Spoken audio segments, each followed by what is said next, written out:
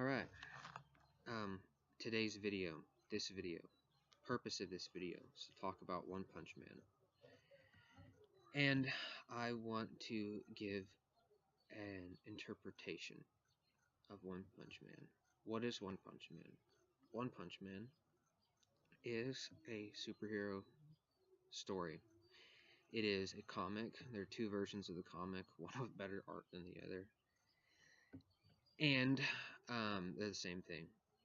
And a TV show, and I think there's a second season that's in the works, and the TV show is one season, so it's like 12 or 13 episodes. But it's a superhero show about a superhero who's attained ultimate power, and how he's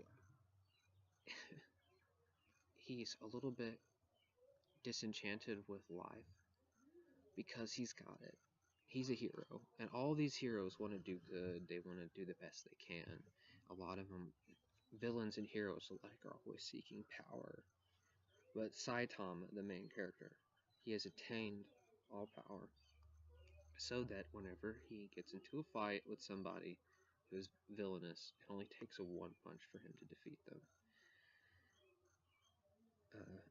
And I have heard criticism that the show lacks depth, that the story, not just the show, but the story itself, it's founded on interesting premise, but it doesn't. There isn't enough beneath that. Like, that's the one thing it has going for it. So I just want to respond to that.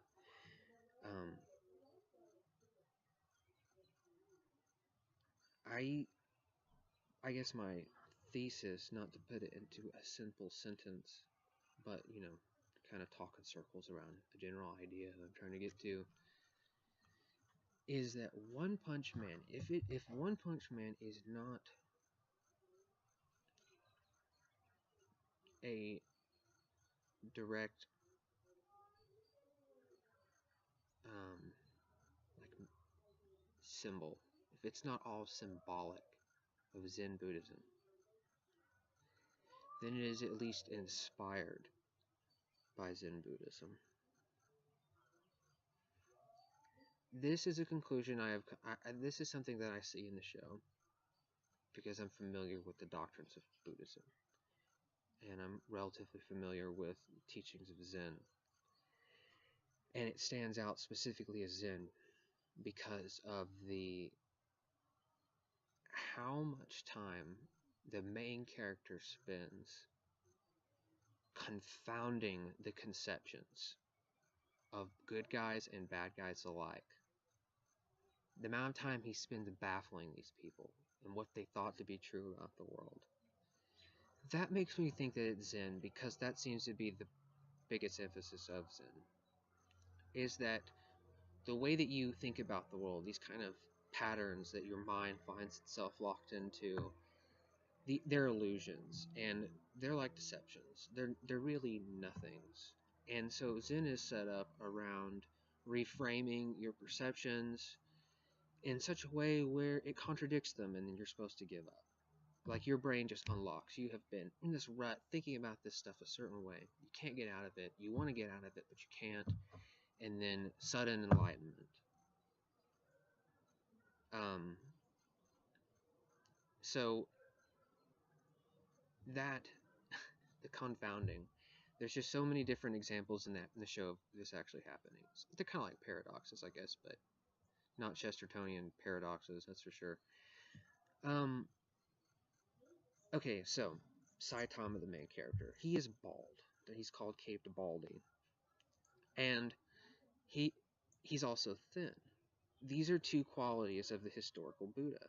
His name is also Saitama. The Buddha was named Gautama. Gautama is how you would render it. You'd Romanize it or whatever. But so those are three things right there that stand out about the main character. He has ultimate power. And when the characters, there's a scene in the third episode where there's like a bad guy and a good guy present, and they're both asking him. They see him do what he does, and they can't comprehend how he has this power. And he he explains that he got it through basic strength training, just doing push-ups, sit-ups, I think, and running, and also living in harder conditions, like maybe eating a little less and sleeping a little bit hotter temperature. And the people, when they hear him say this, they think that he's lying to them, because that's not how it works. You get ultimate power through some kind of very dramatic means. You have to, sacrifice a virgin, or sacrifice a fan, or let's see, you could drink some potion or have some kind of scientific experiment happen to you. But that's not what happens. He attains ultimate power, which I also think is parallel with enlightenment. He attains enlightenment, like Saitama's like a bodhisattva. Um, let's see.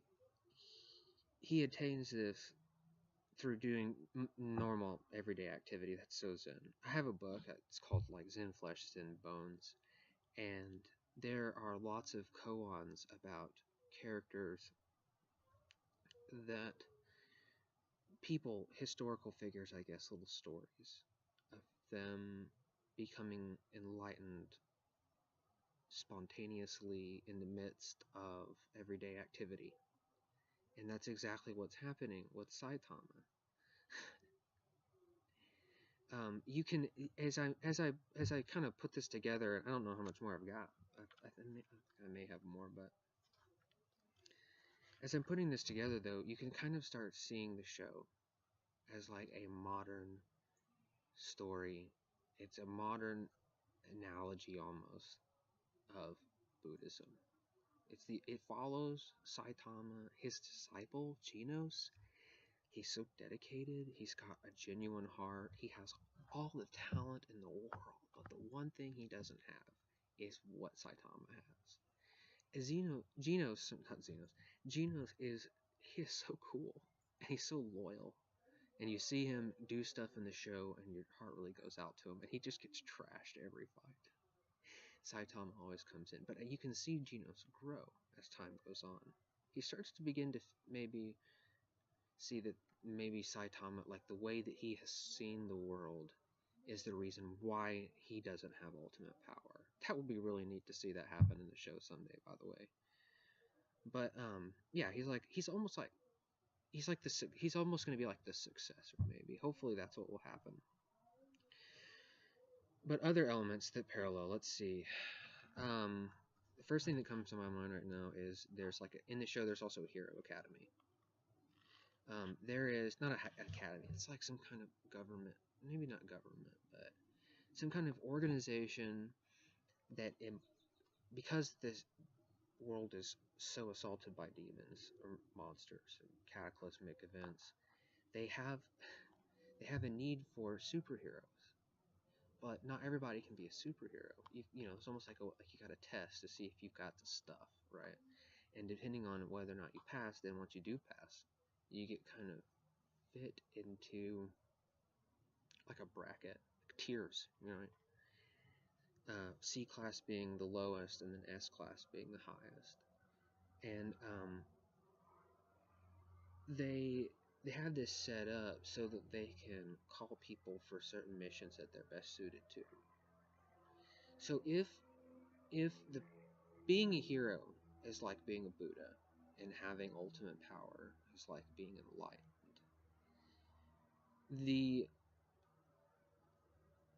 this organization, this hero organization, is like a religious order, where you've got your castes, you've got measurements, and all of it is man-made, and all of it is made by people who do not have this power.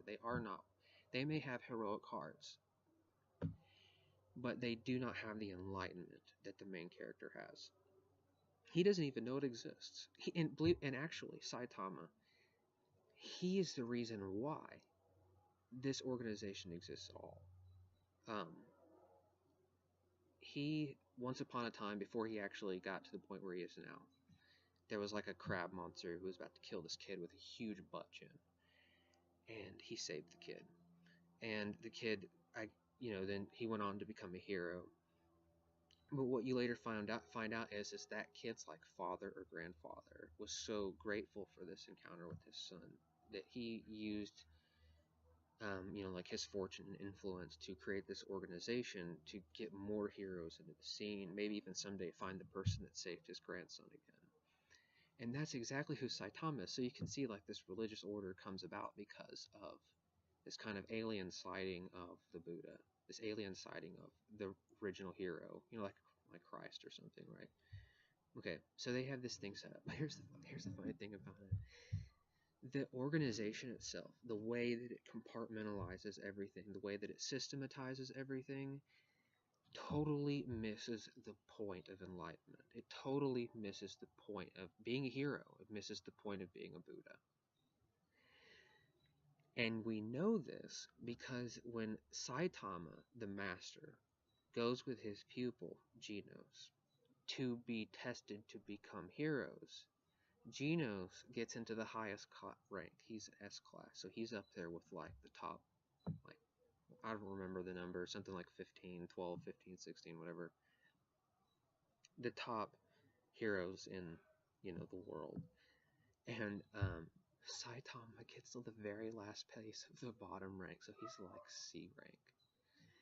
And the main thing, he had all the physical power. That's the only reason why he was able to to actually become a registered hero, is because he he just aced all the physical exams. But he failed all of the written exam part, like all of the study of being a hero, what it takes, the legalities of it all. Saitama couldn't do. But he has ultimate power. He's the greatest hero. And he doesn't even know this stuff. So, once again, it's very Zen. Taking a jab at the doctrines, the dogmas, the things that can actually get in the way of being a real hero, right? I think there are things that help. There are things that are useful to know, I guess. It's not really dogging on it, but it's not necessary. All right. Let's see. Saitama gets put in the bottom rank. You like eventually you come to find out that a lot of like some of the reasons why some of the people are even heroes at all are totally messed up, and each of these can be symbolized as different misguided reasons for wanting to be a Buddha, wanting to be a Bodhisattva, wanting to save the world, right? And then you have the bad guys. There's every time a bad guy shows up, just like in every superhero show that ever came out of Japan, bad guys have to have their introduction, like, monologue about why they're there and stuff, and, they do it so humorously in One Punch Man, but you keep hearing these different characters show up. I think the first one, the very, very first villain that you see in the show, he looks like Purple Piccolo. First villain also in the comic as well. Looks like Purple Alien Man. And he's like a manifestation of the Earth having been so poorly treated that it's kind of like a virus that's come, like a fever that's coming to take out the virus of humanity. And Saitama just punches him once and he blows up and detonates blood everywhere. But it's like all these different villains also represent different things that can bring about the destruction of the world. The cataclysmic villains, the ones that destroy the most. Then there's like organizations of men who come along and they try to rebel. There's like these lazy guys who don't want to do work, so they come in and they're gonna like blow up all the rich people's buildings just so that they don't have to do any work. And it's like One Punch Man is taking a jab at socialism. It's and the funniest thing of all is one of the writers that I've read who wrote an opinion about this, just describing this hero organization and how this religious order just doesn't get it. They don't understand the truth. um, this person wrote that One Punch Man was taking a jab at like capitalistic meritocracy. Was like, this is so indicative of being in a secular school where you have to reduce everything to Marxism. I promise you that this is not Marxist. This is coming out of Japan. These people are very nationalistic. Lefties will call it xenophobic. But I think it is more reasonable to believe that One Punch Man is, if it's not trying to teach you about Zen, it has been influenced by Zen. And so all the realities about life, not taking things so seriously, by, like being content.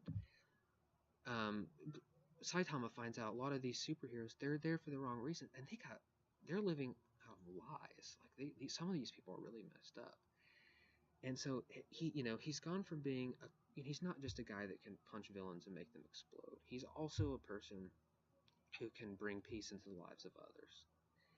And he is coming into these situations, and people are meeting him, and they always reject him at first, or they're skeptical of him or afraid of him.